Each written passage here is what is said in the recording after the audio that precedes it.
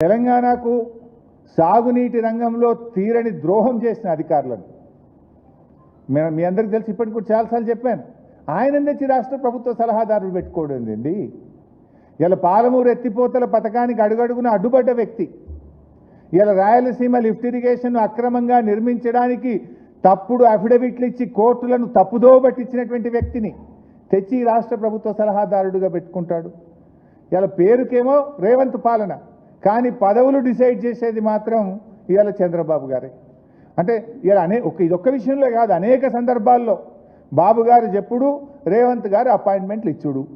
ఇప్పటికీ తెలంగాణ ద్రోహులకు, ఆంధ్ర వారికి ఇవాళ తెలంగాణలో బాబు గారు చెప్పుడు, రేవంత్ రెడ్డి గారు పదవులు ఇచ్చుడు జరుగుతూ ఉంది. అంటే కాంగ్రెస్ పార్టీ ఇచ్చే నామినేటెడ్ పోస్టులలో కూడా ఇవాళ బాబు మాటను రేవంత్ రెడ్డి గారు శిరసా వహిస్తున్నారు. ఇది ఇలా స్పష్టంగా అర్థమవుతా ఉంది మనకు.